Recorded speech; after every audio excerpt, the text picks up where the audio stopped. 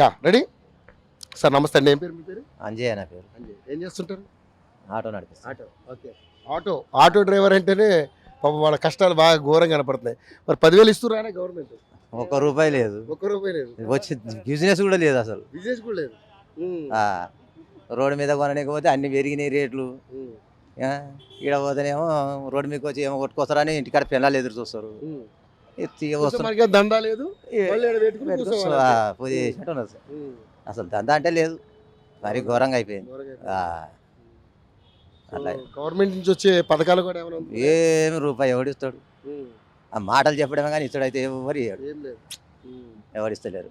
సరే మరి ఇప్పుడు మళ్ళీ ఎలక్షన్స్ వస్తున్నాయి కదనే, మరి ఏమన్నా మళ్ళీ ఏమన్నా కురిపిస్తారా మన మీద వరాల జల్లులు ఏమన్నా? అది వచ్చినప్పుడే చెప్తారు. అవి వచ్చినాక గెలిచినవాడు అటేవా అది అటేవా, మళ్ళీ ఎలక్షన్ వచ్చినప్పుడు మళ్ళీ అన్ని పథకాలు చెప్తానే ఉంటారు. ఇక మరి కాంగ్రెస్ గవర్నమెంట్ ఉంది కదా ఇక్కడ, ఎట్లుంది దాని పరిపాలన పనితీరు ఎలా ఉంది? చాలా డల్ ఉంది ఇది వచ్చినాక. మొత్తం మార్కెట్ లేదు, రియల్ ఎస్టేట్ లేదు, ఏం లేదు. అంతకుముందు అటో ఇటో కొంచెం నడిచింది కానీ ఇప్పుడైతే మరి ఘోరంగా. గత గవర్నమెంట్ లోనే బాగా నడిచింది. ఈ గవర్నమెంట్ లో ఏం లేదు. మంచిగా చేస్తాడని చెప్పి వేసినాం, అది మొత్తమే డౌన్ అయిపోయింది. మరి ఇప్పుడు జిహెచ్ఎంసీ ఎన్నికలు వస్తున్నాయి కదా, ఇది కార్పొరేటర్లు ఎన్నుకునే ఎన్నికలు సిటీలో. మరి లాస్ట్ టైం అంటే బీజేపీ 48 గెలుచుకుంది, 48 స్థానాలు. బీఆర్ఎస్ కూడా బాగానే గెలుచుకుంది. అప్పుడు కాంగ్రెస్ లో పోటీ పెద్దగా లేదు. మరి ఇప్పుడు 3 పార్టీలు బలంగా ఉన్నాయి. మరి ఇప్పుడు ఎవరు గెలిచే అవకాశం ఉంది అనుకుంటున్నాం? ఇప్పుడు ఎవరు గెలిచినా మటుకు ఇక టీఆర్ఎస్. ఇప్పుడు దానికి వేసినా ఒకటే ఏకున్నా. ఇప్పుడు టీఆర్ఎస్ లేదు గవర్నమెంట్, ఇప్పుడు వేసినా గెలిచిన లేదు కాబట్టి మరి ఎవరికి వేస్తే బాగుంటుంది? ఇప్పుడు ఉన్నోనికి వేసిందే ఏమన్నా పనులు నడుస్తాయి అనే ఆలోచన. 2 సంవత్సరాలు ఉంది కాబట్టి అట్లా కాబట్టి బెటర్ అంతే. బీఆర్ఎస్ కేసిన ఉపయోగం లేదు. మరి బీజేపీకి బీజేపీకి దీంట్లో తక్కువ. ఇప్పుడు 6 గ్యారెంటీలు అంటుంది కదా గవర్నమెంట్. బస్సు ఫ్రీ కానీ, తర్వాత 200 యూనిట్ల కరెంట్ కానీ, అదేవిధంగా ఇదేది మన గ్యాస్ 500 కానీ, ఇవన్నీ వస్తున్నాయి. ఏది లేదు. ఆ బస్సులు ఫ్రీ పెట్టి మొగోళ్ళ చిల్ల ఆడవాళ్ళు కూర్చుంటున్నారు.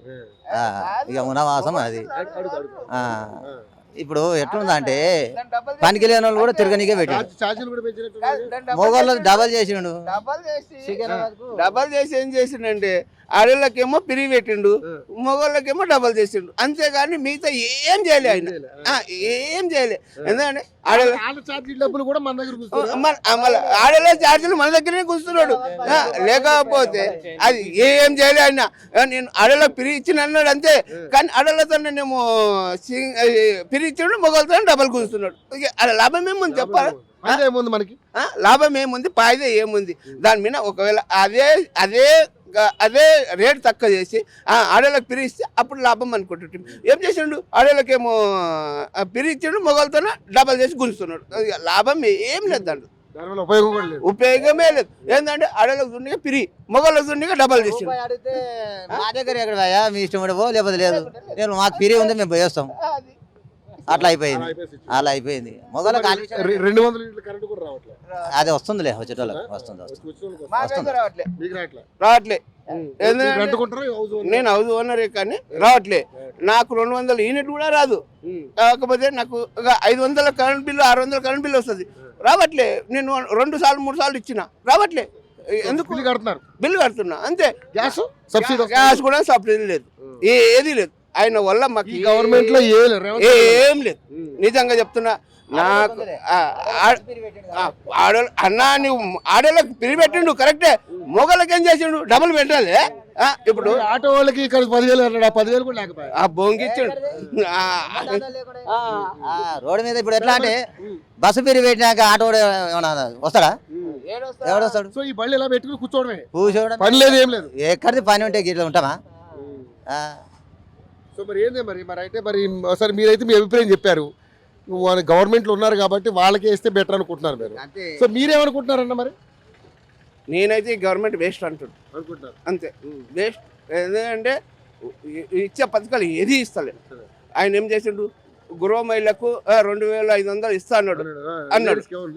ఏది ఇచ్చిండు? 4,000 అన్నాడు. పింఛన్ 4,000 అన్నాడు. 4,000 ఇస్తున్నాడా? పోనీ పెద్దవాళ్ళకు 4,000 పింఛన్ ఇస్తే కూడా మంచిగా ఉంటుంది. అది 4,000 ఇవ్వట్లే, ఏది ఇవ్వట్లే. అది ఏమిది, ఒక బస్సు ఒకటి పిరిగి పెట్టి నేను ఇంత పొడిగిస్తున్నా ఇంత చేసినా అంటే కాని పని అది. గవర్నమెంట్ అంటే కొంచెం అందరిని చూసుకోవాలి. ఇప్పుడు ఆయన ఇచ్చినది మరి రైతులు బాగానే చూస్తున్నాడు కానీ ఏంది ఈసారి వేసిండు 2-3 సార్లు ఎగ్గొట్టిండు. రైతు భరోసా. ఈసారి వేసిండు అంతే. 2-3 సార్లు అయితే ఎగ్గొట్టిండా లేదా? ఈసారి వేసిండు అంతే అని 2-3 సార్లు అయితే ఎగ్గొట్టిండు. అది ఈసారి వేసిండు. నాకు కూడా 1 ఎకరం భూమి ఉంది కానీ ఈసారి వచ్చింది. ఈసారి వచ్చింది 2-3 సార్లు ఎగ్గొట్టిండు. ఆ లాభం ఏముంది?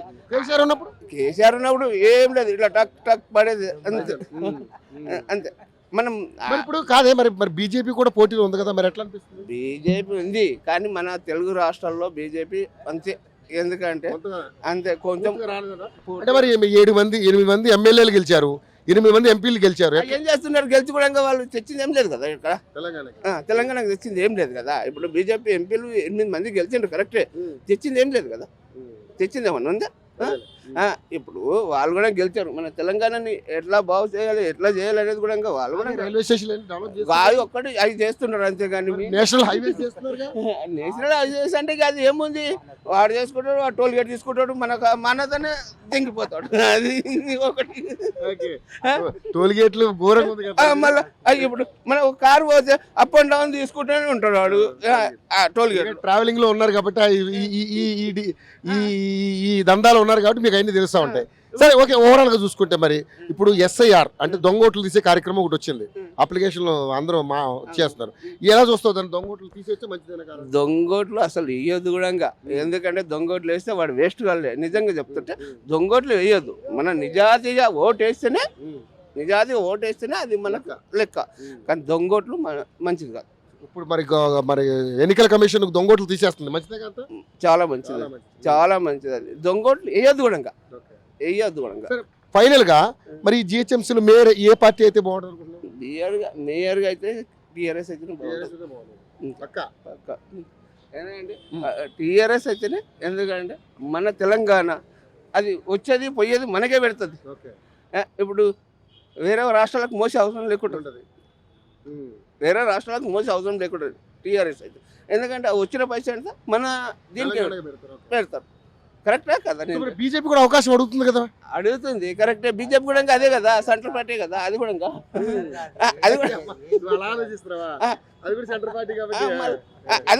ఇక్కడికి వెళ్ళి మోయొచ్చు, చెప్పలేము.